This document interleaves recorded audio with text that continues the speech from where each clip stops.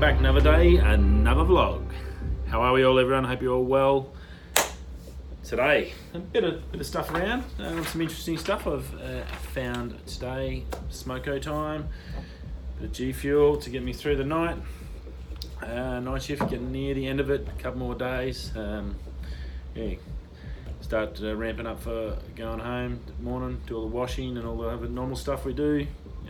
Clean the room, get all that ready. So yeah, looking forward to getting home, seeing the lad, little Jack. Can't wait. Tonight, what are we going to talk about tonight? Rightio, first one, excuse me. Walmart employees complaining in America. They've got robot cleaners that come through some shops. Basically just like a little box. Little robots come around, they scan barcodes, do menial tasks and clean up spills and stuff like that.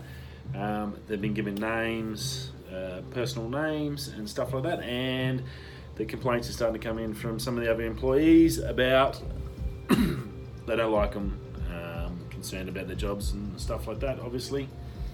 So yeah, very interesting sort of stuff, and I'm sure we're going to hear more about that over the next few years. If you go over to YouTube, check out Boston Dynamics, a big name in robotics. They have their current generation one called Atlas, which is pretty amazing. It can basically run through the scrub, no cables, no nothing, basically a human size, jump over logs. Yeah, pretty wild. It's all happening. So yeah, I think work as such is going to change over the next few years. I'd say the way they're going and what they're doing, probably in 5 to 10 years, we're going to see a huge increase in, I guess, meaning crappy tasks that no one else really wants to do, that no one wants to pay someone to have to come in. So it's going to be like your cleaning and stuff in shops, so you can have robots running around cleaning shops 24 hours a day, fixing messes and stuff like that, just like our little robot vacuums.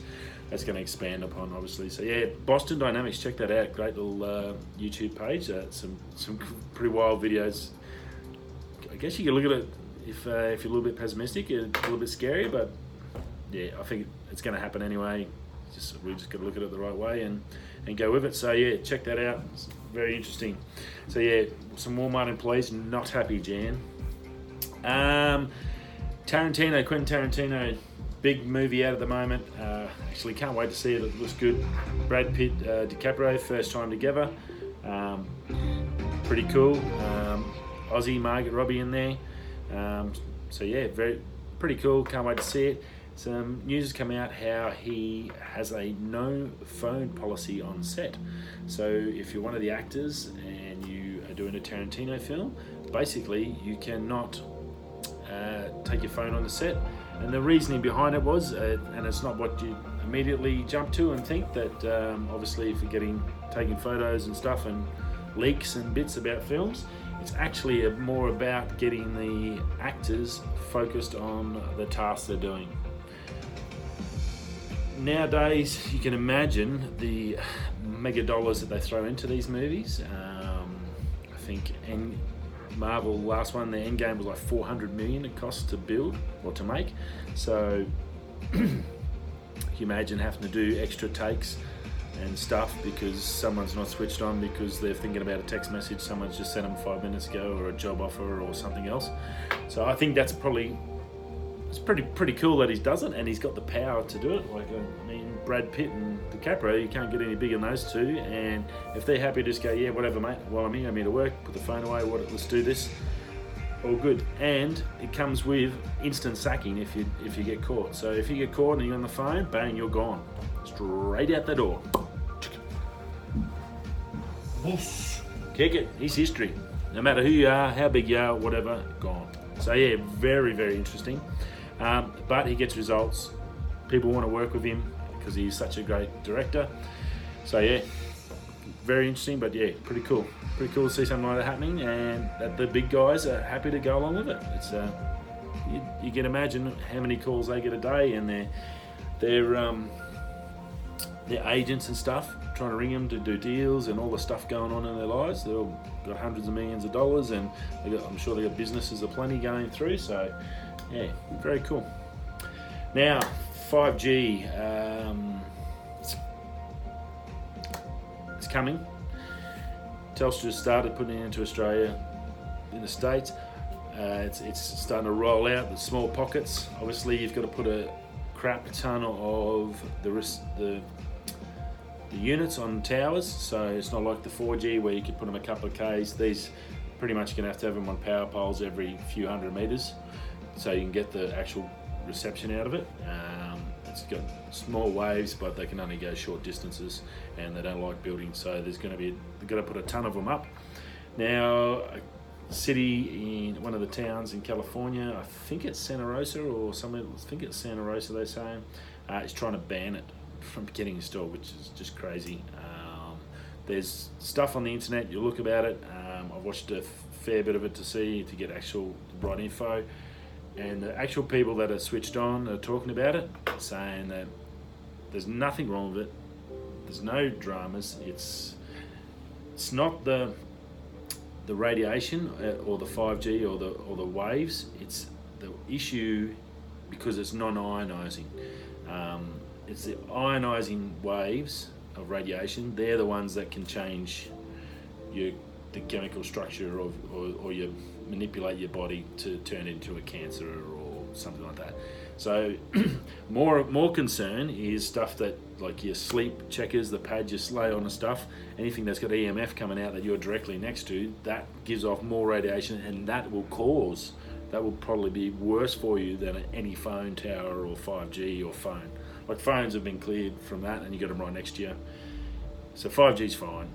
Yes, it's got the high frequency waves, but that's not the bit that gets you. It's it's a non-ionizing system, so nothing coming out has the ability to change the structure of your body. So sleep safe, but yeah, obviously there's people out there that don't care and don't want things, and very concerned. Obviously, maybe 20, 30 years down the track, it may say something. They might find something else and it's not directly infected to the 5G, to the waves, or it might have something else, but who knows? You never know. What we got now, you're covered in the stuff anyway, so if it's going to happen, it's going to happen. So yeah, 5G, this town in California is trying to get it banned. I'd be interested to see if they actually get it through. I don't think they realise that 5G is coming. I mean, it's got to be here. Between that, SpaceX with their global Wi-Fi, I mean, it's global high-speed internet. It's everywhere. You're not going to avoid it, unfortunately. So yeah, but was interested in them talking about the sleep pads and stuff like that, and I did think about Jacqueline as a baby. You can get those pads that send a signal when they move. If you're a parent, if it's throwing off EMF, and you can probably do some research on that on the unit. If you have got a new baby and you are thinking about using one, please look into that, because that's probably worse for you than any mobile phone, for what they're saying. So check out that, do some research, suss it out. EMF is the one that's the bad stuff. That's actually ionizing, apparently. So be on the lookout for that. Apple TV Plus. They're running out of names. I think I'm happy with Apple TV. Like, I'm not sure. We've got Apple TV, and now they're bringing their own subscription service. Be interesting. I'd say it's probably going to be around the $10 to $12 mark, same as Netflix and Stan. They're not going to be above. I guess it all depends on their content. I've got Stan, I've got Netflix, so it's $20 a month already. They're going to have something special to get it in. They're also talking about gaming as part of the TV experience, the gaming channel. I think that's their entry point. I think the way e-gaming is becoming, esports or pro gamers are going, if Apple TV goes then the right way, this Apple TV, and gives you an easy option to stream, so a la your Twitch, Mixer, which is Microsoft, where if Apple can come up with that solid streaming service that's all built into the one unit with a good mic, a good camera inbuilt into the Apple TV or your laptops or your iMacs and stuff like that, and it all comes into the one unit, and and becomes that package, I think that'll get them across the line. Netflix and Stan, obviously you're not going to stream and game with them. And they'll probably actually, I wouldn't be surprised if they start looking at that now that it's getting competitive. They need other options. They might get into the gaming market, which is good for gamers. We all know how much Ninja's made a packet out of the mixer move, so that's going to happen a fair bit. So if we got, say, a Netflix and Stan start streaming, and then these platforms they've got the cash, the big bucks, they can probably blow a few of these others out, so I'll be very interested. They've got some big names on there. Oprah's going to be on there. They've got some TV shows, Jennifer Aniston and stuff like that. Not much really information out. All it says on the website is it'll be out later this year.